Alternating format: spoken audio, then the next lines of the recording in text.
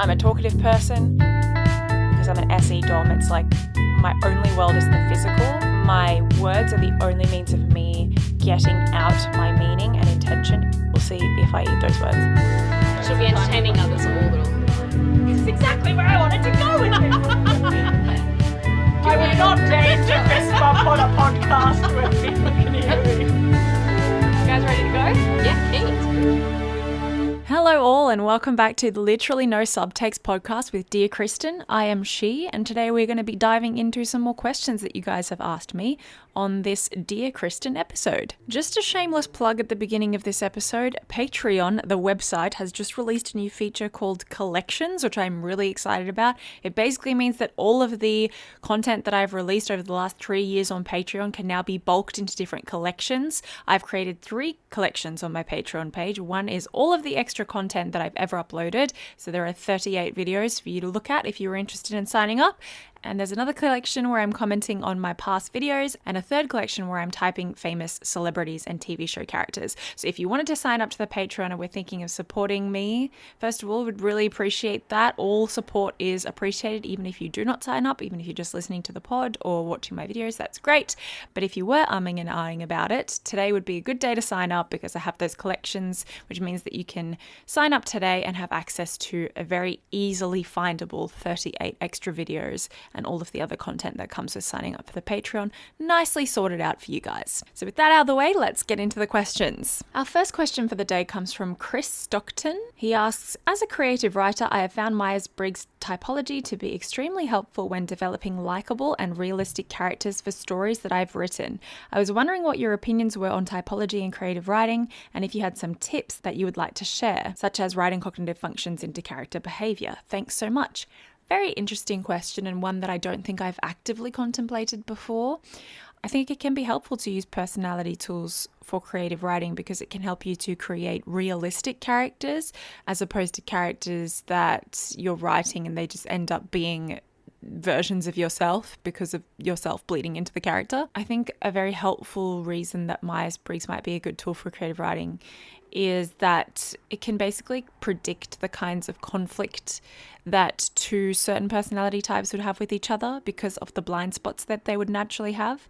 That being whichever character is preferring a thinking function, maybe they might have certain types of disputes with someone who's prioritizing a feeling function that look a particular kind of way. Same with someone who's preferring a intuiting function over a sensing function and vice versa. To be honest, that's certainly what I do when I'm writing my scripts, which I would consider to be some form of creative writing because I am creating characters and bring them to life somehow. That's always what gets me going, is thinking about the kinds of misunderstandings, miscommunications, and arguments, debates that would happen between 2 particular characters within a certain issue or in a certain situation. I think that I've only been able to create 16 different kinds of characters because of Myers-Briggs. I don't know if I would have been able to create such nuance to different characters if I didn't use the Myers-Briggs tool. So it is certainly a helpful tool when it comes to creating characters. And I definitely wish you well with your creative endeavors. One thing that I would just add on top of that is that I imagine when if you're writing a novel or something like that, where you're creating hundreds of pages with the same characters, you obviously do need to have a deeper level of nuance than something that I'm even used to doing because my skits are usually quite short and I'm usually going with the stereotypes and I usually have all 16 of them in one video, whereas you might only be writing about 3 or 4 characters. So just be careful not to stereotype too much, because I would say that if you're writing a longer form story, you might lose some people if there isn't a lot of depth to each of the characters. So if you're just sort of stopping at the stereotypes, always be aware that for a gripping tale to work, it's got to evoke an emotional response from the audience, the reader, and it's got to resonate with the reader. And what we resonate with is people who struggle, people who suffer, people who go through hardships, people who go through the ups and downs of regular human life and who are inspiring to us. So who are constantly getting up and starting again, trying again, endeavoring to be better people. So I think where a gripping, relatable character begins is when yeah, okay, maybe their flaws are coming out, but they are constantly trying to get on top of those, constantly trying to be better, constantly learning. You know, the classic coming of age story, growing. That's what we are drawn to as readers. So just make sure, I would say, that you're keeping the nuance and having growth within your characters, certainly your protagonists and even your antagonists. Obviously, for your secondhand characters, like your side characters, you can't have that much nuance. But I'm sure you've already got this under control. That was just me adding that disclaimer because I felt I needed to. Next question is from Haleemah. Hi there, Kristin. I'm Haleemah, an INFJ from England. Hi, Haleemah. Thank you for writing in. And it's lovely to meet you. Thank you for giving yourself and others this opportunity to communicate our thoughts and questions to you. My first question for you is, with the awareness you have of MBTI, do you ever find yourself typing people mentally, or at least attempting to, in real life situations? I find that I subconsciously slip into doing so around others, regardless of how well I know them. I wanted to know if this has ever been the case for yourself. Absolutely it has, 100%, especially when I just got into Myers-Briggs, and especially when I started to learn about the cognitive functions and how helpful they were for my life and my relationships, and I could see them at play in every relationship around me. I was pretty much obsessed. Everyone essentially became like a case study to me. I was like, okay, what type is this person? How are their interactions happening with the people around them? How can I tell what cognitive functions they're using? What can I learn about the cognitive function through this person? What can I learn about different personality types from this person? I was doing it all the time, and I was doing it whilst watching TV shows as well. 24/7, honestly, for about the better part of 2 years, I was doing that. These days, not so much, because I realized after a while, especially with making Myers-Briggs somewhat my job, my source of income, so it was my 9 to 5, and because I don't have a boss, I was allowing it to consume my life. Like I was working full time and then some on YouTube, and therefore always thinking about Myers-Briggs. It became really necessary for me to put in certain boundaries about how much I thought about it and how often I engaged with it. And so as a result of just using something for like 4 years, you know, it's the human experience. At first you're obsessed with the thing, and over a while you sort of not lose interest in it, but your interest in it relative to the other things in your life sort of balances out.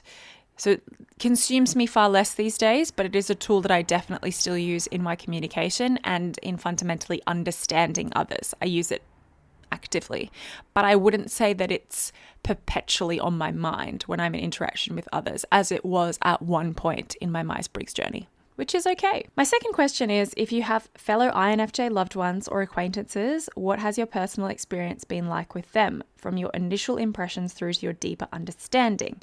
Thank you once again for all your insightful, funny, and creative work into this intriguing realm of human personality. Smiley face. Thank you so much, Haleemah, for that lovely question. In regards to INFJs, I'm sure I've spoken about this before, but I always like talking about it again because my understanding of type and of people is constantly evolving, as am I, and my growth in this wonderful journey of life. So I would say when I first became aware that INFJs were a thing and started typing people in my life as INFJs, and then I was sort of retrospectively going back and looking at my first interactions with those people and how I felt they didn't understand me and vice versa, I really struggled with the fact that the INFJ people in my life seemed to have boxed me into a category from the get-go, and they took a while to, remove me from that category. For instance, a couple of people I'm thinking of thought of me as quite a surface level superficial person, which I can definitely understand how they would have reached that conclusion, given that maybe 5 years ago I was only starting to do introspection for the first time, like real, true, long form introspection for the first time in my life. Because I was going to therapy and I had had things happen in my life that made me realize I needed to change and turn inward and start to self-reflect. So that's only probably been going on for about 5 years. And these people had known me prior to that. And a few of them had met me just as I started going to therapy. So I imagine I probably did seem to be quite superficial and shallow and surface level in a lot of ways. My capacity for deep diving wasn't as high as it is now. I guess what bothered me was that because I grew so quickly, I then felt that I was becoming much more than that shallow person that people had perceived me to be. I could see how they had reached that conclusion to an extent, but I now had this awareness that that's how I used to be. And so you can only become aware that you were ever shallow once you have gone a bit deeper, and then you can look back and be like, wow, yeah, I was quite shallow. I never thought about these things. Therefore, I must have been quite shallow. But when you're actually in the moment of being shallow, you don't know you're being shallow because you don't know that there's another way to be, really. And so now I have the awareness of how much deeper, quote unquote, to put it like very basically, deeper I have become. And so as I was growing, and I grew quite fast because I went from, it was like from nothing to everything. I was doing deep dives into books. I was neck deep in The Body Keeps the Score. And I was learning all of these concepts. I was just going to therapy every single week, pretty much. So it was a rapid growth from me. And I guess I started to become deep far quicker. And then I looked at those people who were still keeping me in that box. And I was like, why won't you let me out of that box? I am clearly deeper. But I now really understand why it took a while for people to remove me from that box. But of course now I can totally understand why it would take someone a while to remove me from a box that they'd put me in, namely INFJs I'm talking about, but just people in general, because no one is thinking about you 24/7. People really only had interactions with me every now and then at social interactions. And forgive them if they didn't spend the in-between time thinking about me and how deep I was, or paying attention to me and what was going on in my life via social media, or whatever I was choosing to show in my life, or watching my videos or whatever. So, of course, people weren't going to understand that I had become deeper, so to speak, if they were only seeing me once every 6 months. You know what I mean? So at first I was quite annoyed at INFJs for keeping me in those boxes and for taking a while to remove me from those boxes. But now, you know, I understand from a more nuanced perspective why phenomena like that happens. And generally speaking now, two of my closest friends are INFJs, and I love both of them. They are two of the most deep women that I know. And I always enjoy chatting to them. They have immense amounts of empathy for me. And these two women I'm thinking of have actually always seen my capacity for depth. And one of them I've been friends with since I was in year 12. Since I was 12 years old. She recently featured on the podcast in the INFJ episode. I think it's called A Deep Dive into the INFJ Personality, featuring my friend Rebecca. Yeah, she's been my friend since I was 12 years old. And she talks about in the podcast about how she always kind of sensed that I had this genuinity about me. So it's so funny how when you have your own wounds, you just project them onto others in these little microscopic ways that you aren't even aware that you're doing. And so I was putting these judgments onto the INFJs in my life. But really, there were two INFJ women in my life who have just been there for me no matter what, have always seen my capacity for love, and have always seen that there's depth to me and a great capacity for emotional maturity. And yeah, they've always just shown me great amounts of love.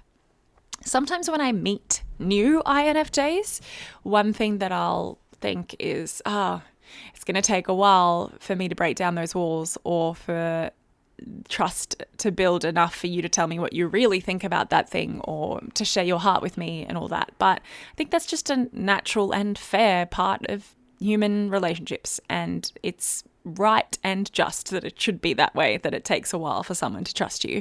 And we can't all be hard on our sleeve, no filter crimes like we ESFPs.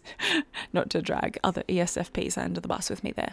I'm not sure if I've really answered this question, but I think that answer, rambly as it was, should communicate my vibe when it comes to INFJs. I don't have a single bad thing to say about them, to be honest. Our next question is from Nicola. She writes, what was your experience in Korea like, and why did you leave? Oh, goodness me, this could take a whole other podcast episode, to be honest. Korea. To be honest, I feel like I entered Korea as a girl and left as a woman. Korea made me grow in so many painful but welcome ways. It is a very different culture from Australia. I had such a good time there. It is a fantastic place to be young, Korea, especially if you're just there for a year or two. I originally planned to just go for 1 year to sort of, find myself and experience living abroad. But I ended up staying for 2 years because the first year I had ended up signing this contract that was Well, there was a lot of fine print that I hadn't read because it was in Korean, and I was so intensely excited to go to Korea in the first place and needed a job to get there that I signed the dotted line before getting someone to translate it and look at the fine print of the contract. And so what ended up happening was I entered a job that was essentially slave labor and was really bad for my mental health. I got a lot of health issues while I was there, one of which ended up in TMJ closed lockjaw, which I now have essentially for the rest of my life because I didn't even have time off enough to go to the physio when I was there to have it checked out. Nor would I have even known how to locate a physio or how to explain to the physio what was going on with me at the time. But yeah, that happened because of stress. I had numerous iron deficiencies. I had tonsillitis like 12 times while I was over there. My mental health was lower than it ever was. My sense of self-esteem was so low. My self-image, my self-respect. So that's not because of Korea. I think that's more to do with the place that I was at in my life. It was very much a sense of escapism for me, and I liked the idea of starting over in a country where no one knew who I was and I could be whoever I wanted, and no one was judging my past, like holding my past decisions against me. I had recently had a few things backfire in my face and a few consequences of my poor decisions blow up in my face in Sydney. And I really do think that at the time, though I wasn't aware, because you're never aware in the moment when you're doing something pathological, it was a way of escaping for me. And so I entered Korea as not a healthy version of myself.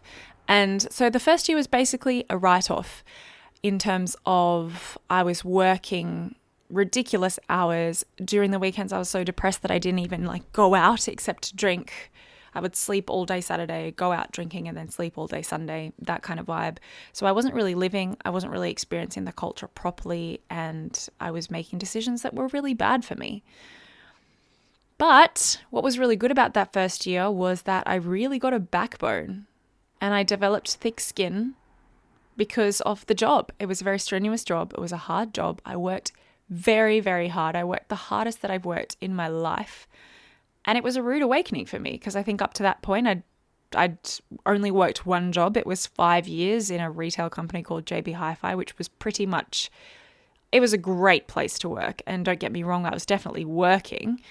But as an ESFP, working out on the floor where I just stock DVDs and CDs all day and talk to customers about films and music, and then I'm on the counter where I get to have small talk with strangers for the whole day, and I get to play whatever music I want, wear whatever I want, chat to like-minded people like myself who were also young and had this vigor for life, and it was a super chill work environment. It didn't really feel like work to me. It was a joy. It really energized me. I always left my shifts feeling very energized, rarely ever exhausted. I really liked how fast-paced the environment was, and so it very much suited my needs. And so I basically lived my life, I guess, being a little bit comfortable. I'd done well in school. I'd done well enough in a university. I'd been working in that comfortable job for a while. So it was a very rude awakening to move to Korea where I had to start work in that job that broke me. And I have a lot of regrets, mostly about not going to the physio because now I've got this chronic pain injury for the rest of my life. But I think I learned a lot about life and I learned a lot about growing up, and I was forced to mature and I was forced to become an adult in that job. I had responsibilities. I had to take care of my health in certain ways that I'd never learned before. I had to do laundry. I had to pay rent for the first time in my life because I'd lived with my parents up until then.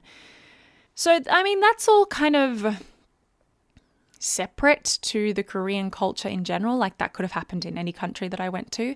The Korean culture was wonderful for me. I still, to this day, will go into a Korean barbecue restaurant or even one of those little Korean ajima restaurants and feel at home in a way. And Korean food is some of my favorite food on the planet. When I hear my K-pop playlist from back in the day before I culled K-pop for moral reasons, I feel all warm inside. I have so many positive associations with Korea. I think a lot of negative things happened to me there and I had to learn a lot of hard lessons, but that was mostly to do with who I was as a person and my lack of self-awareness and lack of that worldly wisdom that made me go through those things, I think it was less to do with the country itself. I'm very excited to go back to that country, and I've told my fiance Andrew that we will absolutely be taking a holiday there sometime. Oh, what I wouldn't give to just spend a day there and go to all my favorite spots and go to Hongdae Exit 9 and just go explore for the night. Anyone who lives in Korea knows what I mean by that.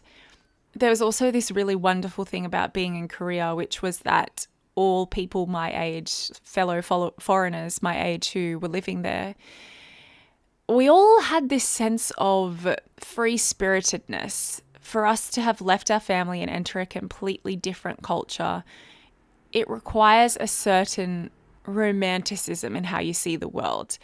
And I remember we would get together for nights and just drink and, have snowball fights and go hang out on the street and meet people and go clubbing and all that. And it just felt like the world was our oyster. And it was very much a point where we all felt like we were emerging from our cocoons, to use the most cheesy metaphor, and becoming butterflies. And it was around each other. So we would sit there and talk about our dreams, and we would revel in the fact that we were young and that literally anything was possible. And there was this really innocent way of loving that you can only have at that point in your life, that we were able to share with one another. And that is absolutely priceless. And so the people with whom I experienced Korea are like lifelong legacy friends to me. I still do snail mail with some of them. I have group chats with some of them. I've invited some of them to my wedding. I still chat every day to one of my best friends who worked that first job with me. Korea was one of the best decisions that I made. I love that I was able to leave my comfort zone and learn how to be an adult while simultaneously having some of the best times of my life. And it was very God ordained for me, I think. I don't think I would be the woman I am today without having gone through what I did in Korea. I think certain elements of my life beforehand were quite sheltered, but being in Korea really allowed my worldview to expand. And I came back way more open-minded than I'd ever been. But in regards to the second part of your question, why did I leave? After that second year, and the second year was absolutely just insanely cool. I had a much better job. I had a much better salary. I had a lot more friends. I was doing hobbies outside. So I was doing dancing and fitness and aerial yoga and all these cool things that I never would have thought I could do, but you could do them over there because not only was it super cheap to do everything, but it was also, you also believed that you could do all these things because I really felt like I could do anything in that country. And the people I was around made me believe I could do anything. So it was a feeling that just I'll never be able to recreate. I think that very specific feeling of I can do anything. The world is my oyster. Nothing is mapped out for me. There are 1,000 possibilities. I'm still young. My body is capable of anything. And I'm really grateful that I used those years of my early 20s to do that, because I will never be in my early 20s again. And I'm just really glad. It was hard to get over there, very hard for a number of reasons, but I'm glad that I pushed through and did it. But yeah, that second year, after I'd done that second year and experienced the culture and experienced living as an independent adult for the first time in my life, which is the reason I went over there in the first place. It was never I might stay here indefinitely. It was I'm going to learn, I'm going to grow, I'm going to experience. So by that second year, when I'd really felt like I'd lived up the Korean experience for a while, I started to feel like, okay, now I'm just stunting my growth by staying here. By the end of the second year, I felt like in terms of professionally, creatively, socially, I'd felt like I'd grown as much as I needed to there, and it was enough for me to return. And I was starting to have that feeling of the longer I stay away from Sydney, the further I'm going to grow from the people who I really care about in Sydney. And I was starting to have that feeling of now my growth is being stunted. I need to go back so that I can start to catch up with all my peers. Because, I was starting to see on Facebook that people were getting engaged, buying houses. They had a lot of money. They were, having children, all that kind of thing. And I think at the time that really was an element of it that pressured me to come back. now in hindsight, I look back and I was like, oh, that was so stupid because I was literally 25 when I came back. The world was still my oyster. I didn't need to come back. But, you know, hindsight is 2020. And at the time, there's a reason why you can't see 2020. You just have to go with your gut. You have to go with that FINI. And it's something that I felt so clearly within me. I always know how I feel about things and what is right for me based on, I guess, the FI, the emotions. I feel it in my soul. It resonates. It's a feeling that I can't explain necessarily, but I feel it and it's there. And I just felt that. I was like, I feel like my time here is done. I've grown the most that I possibly could have at this time in my life. I want to go back and nurture the relationships that I care about in Sydney with these new tools that I've been given, having grown. I want to see what exciting possibilities there are for me in Sydney. I want to start my life in Sydney properly now because I've always known that I wanted to live in Australia for the rest of my life. So it was kind of like delaying growing my real life in Sydney because that's where I knew my future was going to be. That's just a feeling I had. And, you know, there are certain things about living in a country when you know it's not forever. And there are certain things about Korea that make it really hard to decide to live there forever. In my opinion, for instance, it's very hard to become a citizen or a permanent resident over there. That's just one factor. But yeah, there are certain things about living in a country that you know isn't going to be your home long term that start to bother you. Like the fact that I couldn't invest in proper furniture or clothes or building a home because I knew I was going to leave eventually. So what was the point in doing any of that? And I just wanted to come back and start to really build my life. But I would say another really important factor was that I felt like I was becoming a worse person over there. And this is probably the biggest factor, if I'm honest. Certain things had happened during my stay in Korea that had really plunged me into the deep end, the dark pit of realizing how dark humanity and the world could be. And I wasn't equipped to handle those sorts of realizations about the world and about people. So I handled them in really poor ways, like drinking, partying, engaging in basically just pure SE. And there are really beautiful people in Korea and the culture is fantastic.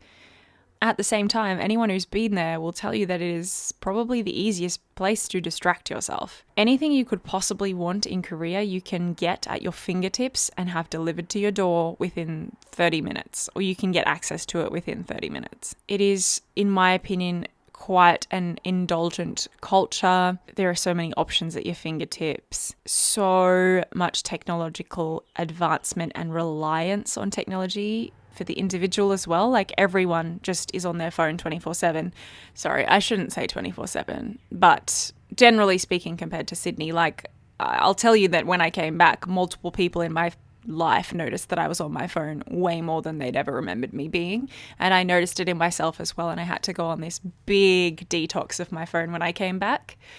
My addiction to my phone was next level having been in Korea. The Instagram culture, the fact that everything is just aesthetic.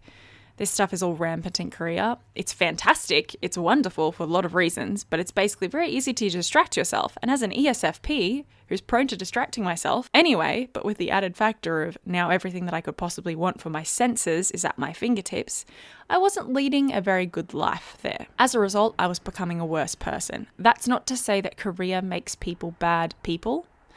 I'm just saying for that particular time in my life and who I was and where I was in my journey and how weak I was in a lot of areas, it wasn't good for me to stay there at that time. Halfway through my second year, I went through a particularly bad breakup that broke me.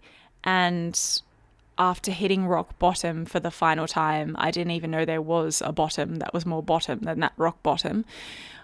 I decided to pray again, and that started my reconversion to the faith. And so in the second half of my second year in Korea, which was my last sort of 6 months there, I was beginning my very slow reintroduction to my relationship with God and getting to know Him again and my faith again. And in getting reacquainted with God and starting to experience emotion again, because for a long while I had felt emotionally numb, suddenly this desire to be back in touch with my family, this desire to get in touch with my roots, the desire to go back and start again and be a better person was really starting to grow within me.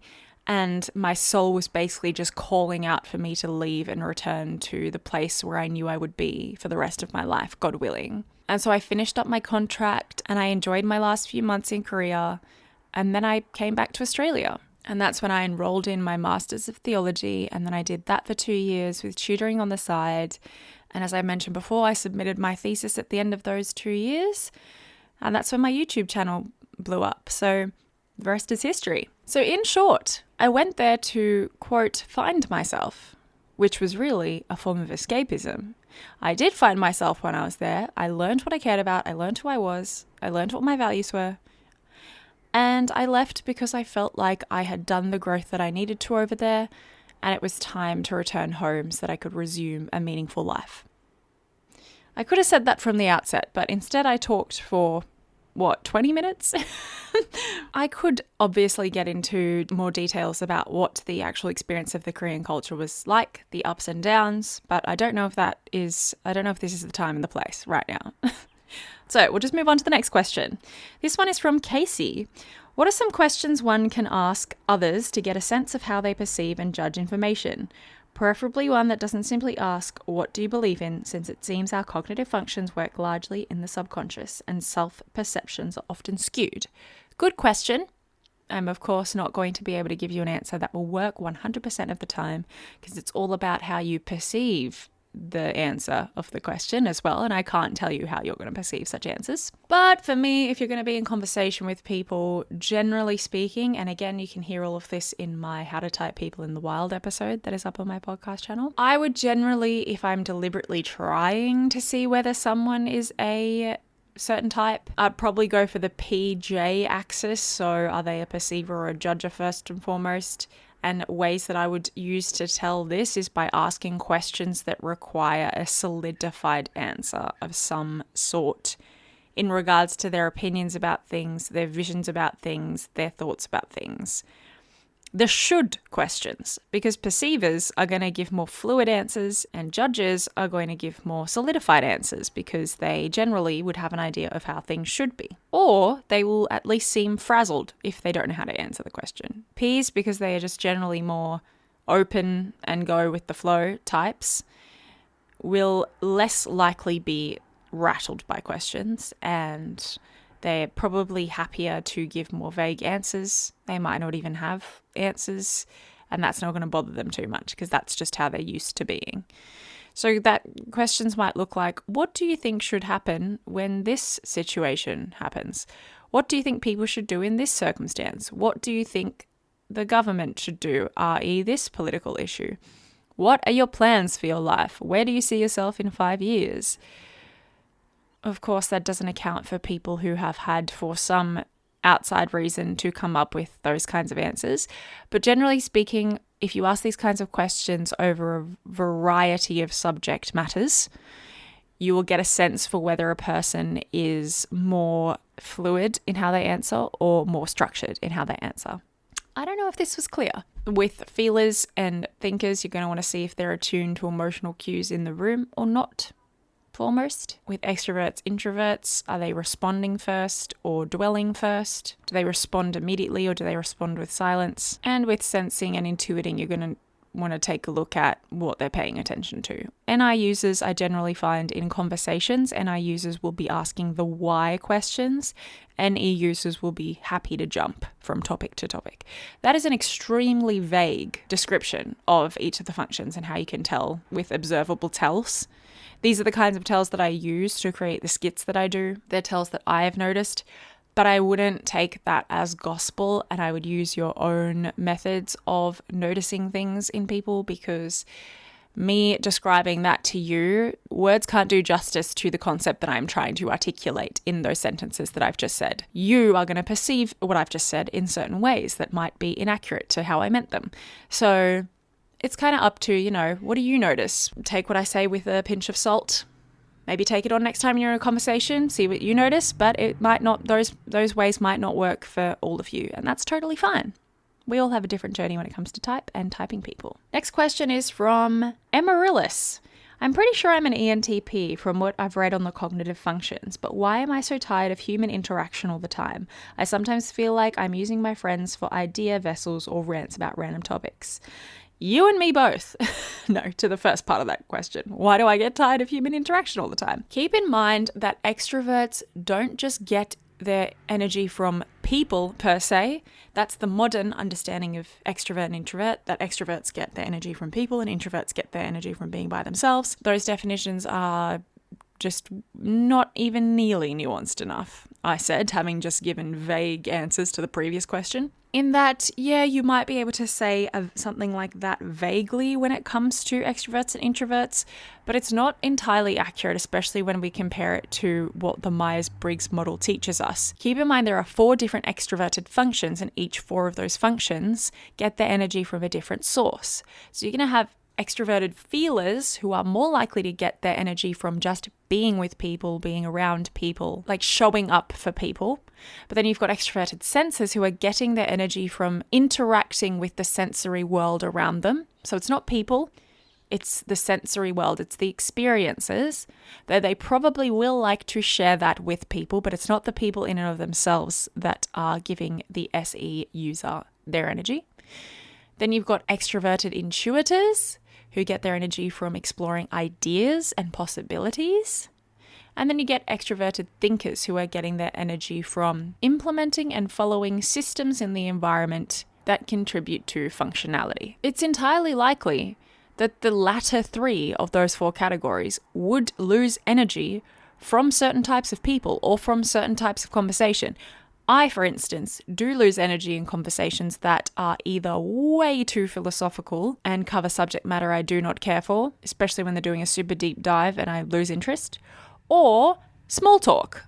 The only time I love small talk was when it's in a party environment and there's no expectation to sit and stay in that conversation, because it means that I can flit from conversation to conversation, tell some jokes, have some banter, share a drink, have a feed, and move on. But I get drained if I'm sitting at a table and the conversation is just small talk for an elongated period of time, or deep topics about which I have no interest, knowledge, or care. It's entirely likely that certain NE DOMs would also get drained being around people if there are a lot of small talk conversations, if the bouncing from idea to idea is not tolerated or accepted in that particular social space, if there are certain social expectations placed on the NE person, that probably would drain them, especially if they're ones that they can't fulfill, especially if there's situations in which they feel very misunderstood. And I definitely know a lot of TE DOMs who get drained from being in conversations with people because they just want to be doing things or getting the next goal achieved.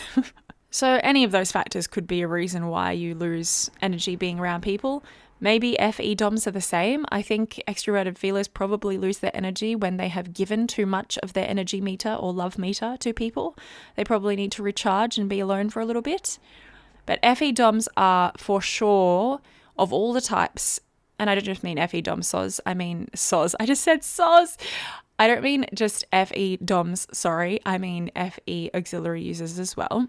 They are the types who are the slowest to lose energy when around people, no matter what task they're doing or conversation they're having, in my experience from what I've noticed.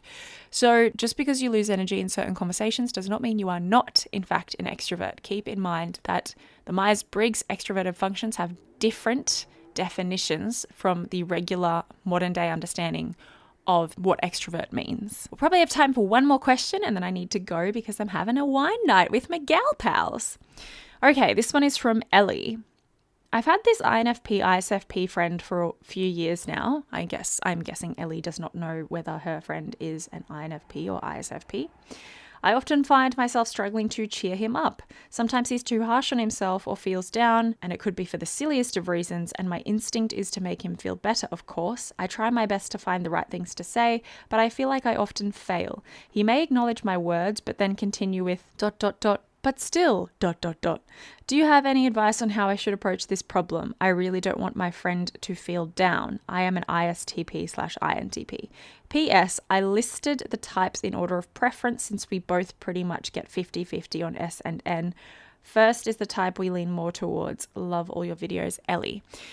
Yes, very interesting topic. That is so interesting. I have particularly noticed with FI DOMs, particularly INFPs, though I only have one close ISFP friend, so I can't say this for certain. But FI DOMs seem to definitely have that tendency to stew in the feeling for quite a long time. They are quite private about it and can hold their cards close to their chest often. But when they do choose to share or vent or rant about their feelings to someone, first of all, it means that you are a very trusted friend, so that's fantastic. But second of all, it can mean that they can talk for quite a long time about it, especially INFPs, I tend to notice. And I think that is because they're going through such a rich emotional experience that they want to convey the nuance of their particular experience, theirs specifically, because the FI experience is feeling that no one fundamentally understands what you're going through because your experience is inherently unique from everyone else's. So there's this desire to talk it out and explain in detail what they're going through. And I relate to this, by the way, as an FI user. At the same time, there's a tendency to stew in the feeling and to be indulgent in how much you're going to offload onto others. So it's nice to talk about the feeling and to have an audience and to offload because it helps you to process as well in a lot of ways. But speaking from experience, I've definitely felt like I can sometimes dwell too much in the FI feeling. I usually have methods of getting out of the feeling and re-immersing myself in the world and getting on with the day, but I have noticed with FI DOMs that they feel things richly and slowly. So they might take days to process things before they even want to bring it up with someone even that they trust a lot. So the first thing to mention is if they've chosen to share with you, they definitely trust you, and that's wonderful, and that trust ought to be held in the palm of your hand with utter fragility, just as anyone else's trust should be. But this is a very fair question. I think something that a lot of probably T types would say about FI users is that logic does not resonate, solutions do not resonate, they just seem to want to talk about the feeling ad nauseum. The truth is, when we are sharing a feeling, and I know I'm only an auxiliary FI user, but I feel like I can relate to this a lot. Because when I was really going through something like breakups or something, I would stew for hours and days, and every single day I would need to talk about my feeling for like hours. All we are looking for, if we are sharing that feeling with you, is to just share it. We don't need solutions. We just need it to exist in a space where the person isn't going to tell us we're crazy, isn't going to try and fix the problem. They're just going to listen and they're just going to validate. I know it's a lot to ask, especially for a T user, and this is part of the journey of learning MBTI and learning when to cut that hose pipe off when you are stewing a little bit too much and offloading a little bit too much on other people. But if you are in a situation where that is happening with a friend, it is always, always, always better to avoid offering solutions or even alternate perspectives, because when we are deep in a feeling, we don't want to see those perspectives. We're not there to hear those perspectives. We just want our feeling to be validated and to express our feeling. Because regardless of those alternate perspectives, the truth is that we are still feeling the type of way that we are, and the alternate perspectives don't really change that. Of course, it's up to the nuance of the situation, of course.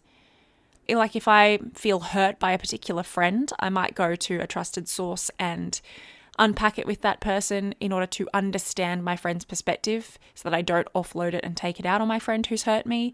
And in that case, I am seeking a different perspective, but not all the time. And sometimes it's a lot about the language that you use with FI users. So rather than being like, well, you're not seeing this side of the coin, being like, yeah, that's really interesting and completely understandable that you feel that way. Do you think maybe this other person was feeling this type of way? So kind of throwing it back at them and asking as a question so that you're basically saying, you're valid, you're fair, your emotion is allowed to exist. I'm going to let you be the one to decide whether this could be a factor. It tells us subconsciously that you're valuing our perspective and that you still recognize that we are a person with a valid perspective. Because often when we vent out our feelings, the reason why we're so fragile in that moment is because on a level we believe that our feelings are either too much or they make us maybe evil, or like we are too emotional, or we are a bad person, or if everyone knew our feelings, they would not want to be our friends anymore. So when we have that feeling validated, or when someone engages in a conversation where they're asking our opinion about things, it makes us feel like this is great. This is a safe space. This person doesn't think I'm crazy. They still think I'm a valuable person who can offer some wisdom or perspective here. I know some of you might perceive that as ridiculous, and that's fair enough, but when an FI user is emotional, that can be the kind of stuff that's going through our heads, subconsciously or consciously. So from an external perspective, being in conversation with an FI user, offering perspectives and solutions is not the first route that you should take, in my opinion. It should always just be listening and validating. So using language like, I'm so sorry, that's so fair, what did that feel like? And asking further questions to get some nuance on the situation. These all give the impression to the FI user that you care, you want to know, and that most importantly, their feeling is allowed to exist and it is safe to exist in your friendship, in that space. That being said, if you're an FI user and you're listening, be aware that it's not always healthy to talk about your feeling for hours and hours at a time. And it is definitely not always fair to offload that feeling onto someone else, especially if they are not a fellow FI user. So we are all in charge of knowing ourselves and knowing what healthy or unhealthy behaviors or tendencies we skew towards, and getting on top of those to make sure that we are loving others in our life in the best possible way. With that having been said, that is all I have time for today. I'm going to go off and enjoy some cocktails and wine and cheese platters with my gals. But I appreciate you guys listening. You all rock. As usual, if you have time to rate this episode, I'd really appreciate it. Didn't think I'd be going as deep as I did into my time in Korea, but I hope you got something out of it. Feel free to reach out to me in a DM if you like this episode or to give your feedback. I really, really value that because we don't have comments on these episodes except on the YouTube channel, it's now not exactly new anymore, but it is available. So if you want to leave a comment, go to the Literally No Subtext with Dear Kristin YouTube channel and leave a comment on the episode. Otherwise, please consider rating the episode. It does really help me out. If you'd like more Myers-Briggs content, jump on over to my main channel, Dear Kristin, Kristin, to watch my skits. And please share them around if you find them interesting. Share this episode around if you found it interesting. And also feel free to follow me on Instagram at dear.kristin. Instagram is very much where I share more of my personal thoughts and passions because it's not a revenue source for me at all, so I can be my unapologetic self on there. Once again, thank you so much for listening, guys. I really appreciate you submitting the questions, and thanks to the people who submitted this episode's questions. And until next time, have a beautiful, blessed few weeks. Bye.